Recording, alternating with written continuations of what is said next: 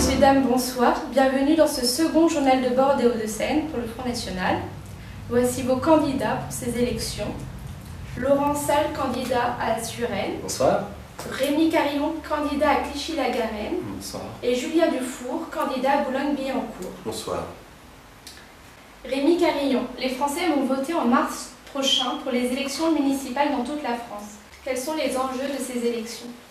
Il y a un double enjeu, un enjeu national et un enjeu local. Il est évident que Marine, ayant fait 18% aux élections présidentielles, il s'agit maintenant pour le Front National et pour le Rassemblement Bleu Marine de concrétiser ces 18%. Aux législatives, on a fait un petit peu moins, c'est normal parce que ce sont deux élections liées entre elles. Là, il va y avoir les municipales qui vont être suivies par les européennes.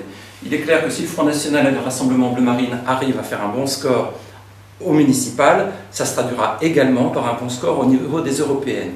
Puis, en 2015, il y aura encore des élections, les cantonales et les régionales. 2016, aucune élection. Et 2017, la présidentielle. Donc l'enjeu réel de ces élections, c'est la progression du Front National. Va-t-on progresser ou régresser? Alors, tous les espoirs sont permis, puisque les sondages sont bons, que Hollande déçoit. Il faut aussi comprendre une chose, c'est l'enjeu local. C'est-à-dire que aujourd'hui, le Front National n'est pas très bien implanté dans les territoires, dans les conseils municipaux. Donc l'enjeu pour nous, c'est de placer un maximum de conseillers municipaux, je ne dis pas de maires, mais de conseillers municipaux, on aura des maires également, mais il faut qu'on ait des conseillers municipaux partout. C'est la première marche de cette pyramide qu'est le monde électoral en France, avec le président au sommet de cette pyramide, et première strate, le conseil municipal. Au-dessus, le conseil départemental, puisqu'il ne s'appelle plus le conseil général, mais le conseil départemental, puis le conseil régional. Donc c'est la première marche pour chacun d'entre nous, qui va nous permettre d'acquérir une crédibilité, si les Français votent pour nous massivement. Voilà l'enjeu local et l'enjeu national de cette élection. Julien Dufour, Boulogne-Billancourt est-elle une ville bien gérée ? Alors, Boulogne est réputée être une ville riche. Il faut savoir que 3100 foyers payent l'impôt sur la fortune, ce qui place Boulogne à la 5e ville de France, après Paris, Neuilly, Lyon et Marseille. Malgré ça, nos finances sont dans un état catastrophique. En 2013, la taxe d'habitation a augmenté de 5,2% sur Boulogne, taxe d'habitation qui est payée par tous les foyers. Il faut savoir que cette augmentation est la plus importante pour la France entière. La taxe foncière a augmenté de 6,4%. En 2013, le conseil municipal a voté un nouvel impôt visant les propriétaires via le syndicat intercommunal GPSO, ainsi qu'une augmentation de 6,9% de l'imposition des entreprises. Il faut savoir par ailleurs que les intérêts d'emprunt représentent 30 millions d'euros remboursés chaque année aux banques, ce qui fait par habitant 265 € de vos impôts qui servent exclusivement à rembourser des banques privées. Par ailleurs, notre dette est de 110 millions d'euros, ce qui rapporté à une population de 120 000 habitants fait 939 € par personne, y compris les enfants en bas âge. À titre d'exemple, la ville d'Issy-les-Moulineaux n'a un taux que de 250 € par habitant, 4 fois moins donc. L'association Contribuables Associés, récemment, a créé l'Argus des communes et a noté les différentes villes. Il faut savoir que la note accordée à Boulogne-Billancourt est de 0 sur 20. Donc à partir de là, effectivement, on commence à avoir un début de réponse. À partir de 2014, les remboursements de l'île Seguin vont impacter les foyers boulonnais. On aurait dû avoir des ressources, simplement la justice a cassé au mois de juillet le plan local d'urbanisme sur l'île Seguin. Sans ressources d'un côté, la mairie va être obligée de se tourner vers les contribuables boulonnais. Donc c'est vous, amis boulonnais, qui allez devoir payer pour les erreurs cumulées de messieurs Fourcade, Duhamel et Baguet. Donc pour répondre à votre question, effectivement, non, Boulogne n'est pas une ville bien gérée. Laurent Salle, vous avez diffusé un tract dans lequel vous dites vouloir shooter les dealers et les perturbateurs de votre ville. Est-ce crédible lorsqu'on sait qu'un maire a peu de pouvoir? Oh, détrompez-vous, un maire a beaucoup de pouvoir s'il le veut. Moi je constate que les municipalités en règle générale, et Suresnes en particulier, sont beaucoup plus zélées quand il s'agit de matraquer l'automobiliste, hein, parce que boulevard Henri Sellier, c'est soit la police nationale où ils sont 7 réquisitionnés pour vous shooter avec les lunettes, ou la police municipale, qu'on ne voit d'ailleurs jamais la nuit ni les week-ends. De fait, ils ne travaillent pas la nuit ni le week-end. Donc, moi je vais vous dire, l'insécurité, c'est pas insurmontable en soi, il suffit de se donner les moyens, et je pense que là, on a la preuve, que ce soit au niveau national ou même local d'ailleurs, que les forces de politique qui se sont succédées les unes après les autres n'ont pas la volonté de s'attaquer à ce problème, parce qu'en fait, ils sont complètement tétanisés devant ce qu'on appelle la racaille, pour reprendre l'expression de Nicolas Sarkozy, de peur des émeutes. Voilà. C'est surtout pas de vagues, on ne fait pas intervenir la police municipale, on peut faire ses rodéos Cité Jardin, on peut faire du trafic de drogue dans le quartier Liberté à Cité des Chênes. Il n'y aura jamais de policiers parce que de toute façon, on ne veut pas de vagues. Je ferai l'inverse, que ce soit bien clair entre nous, je ferai l'inverse, je ferai la chasse effectivement aux dealers, aux perturbateurs, parce qu'il faut savoir que les perturbateurs vivent dans nos quartiers, ils sont parmi nous. Eh bien, ils ne le seront plus, parce que nous procéderons aux expulsions pour tous ceux qui sont récidivistes et qui polluent l'existence de leurs voisins. Sachez que nous les mettrons dehors sans aucun état d'âme, ce que l'UMP, le PSPC ne veut pas faire, le Front National, le Rassemblement Bleu Marine, le fera, lui, de son côté. Je compte effectivement recruter de nouveaux agents de police municipale pour effectivement permettre l'ouverture d'un poste de police municipale à la Cité des Chênes et le transfert de la police municipale du centre-ville à la Cité Jardin. C'est primordial. On mettra l'argent qu'il faut, il n'y a aucun souci. Les ASVP, plutôt que de verbaliser les automobilistes, seront eux, effectivement, aussi, comme le permet la loi d'ailleurs, habilités à faire de la surveillance dans les rues. Et bien sûr, tout cela eh bien, aura peut-être un coût, mais je préfère moi mettre un peu plus d'argent dans la sécurité sur et moi, plutôt que de dépenser à tort et à travers l'argent des contribuables dans des musées qui ne servent strictement à rien, n'est-ce pas, monsieur Dupuis? Rémi Carillon, le chômage est l'ennemi public numéro 1 en France depuis les années 70 et il ne cesse d'empirer. Avez-vous des solutions, en particulier dans le domaine local? Bon, c'est d'abord un problème, je dirais, européen. C'est-à-dire que l'ensemble des pays d'Europe, en particulier d'Europe du Sud, sont confrontés à un chômage qui ne cesse de croître. La première des raisons qui vient en tête, ce sont les délocalisations industrielles. Donc il s'agit au contraire de relocaliser la production de biens de consommation, qui sont la seule source de richesse réelle d'une nation, de la relocaliser sur le territoire français. Alors, quel est le rôle des communes là-dedans?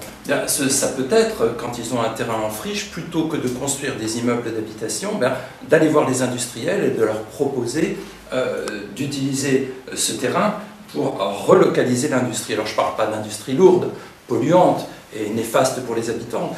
Dans les Hauts-de-Seine, ce serait un peu déplacé, mais d'industrie légère, qui néanmoins vont fournir du travail. On peut très bien imaginer des solutions de défiscalisation pour ces entreprises, un peu des zones franches, qui permettraient aux entreprises de s'installer dans une commune à condition d'employer des gens de la ville.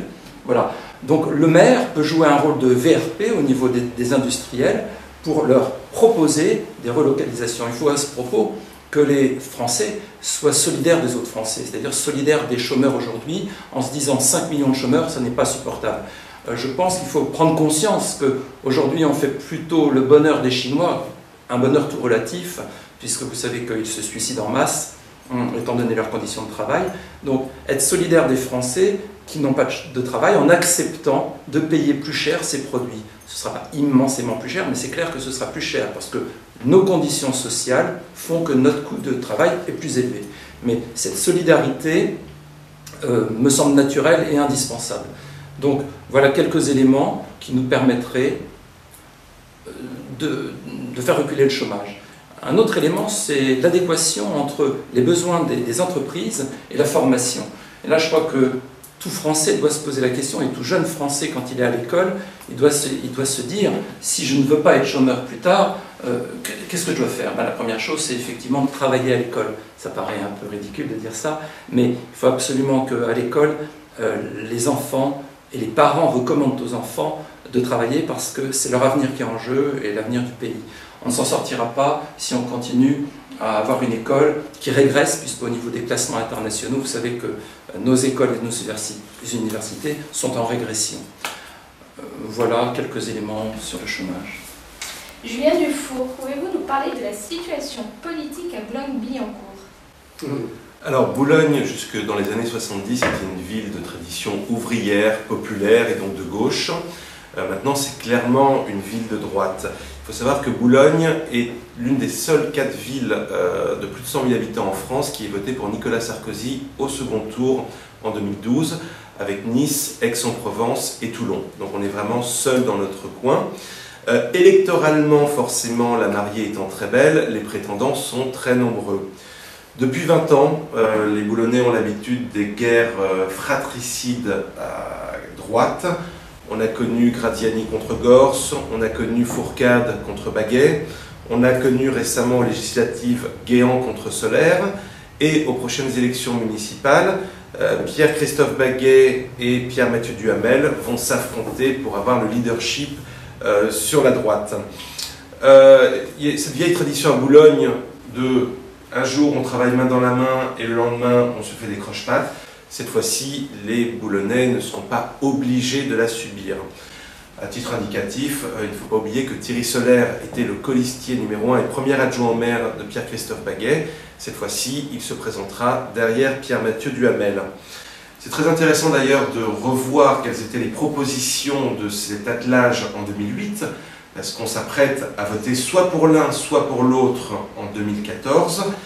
Il faut se souvenir qu'à l'époque, ils nous promettaient le métro au pont Billancourt, l'enfouissement de l'avenue du Général Leclerc au niveau du pont de Sèvres avec une voie arborée, piétonne et joviale, une nouvelle maternité, un nouveau commissariat et surtout pas plus de 110 000 m² de constructibilité sur les terrains Renault.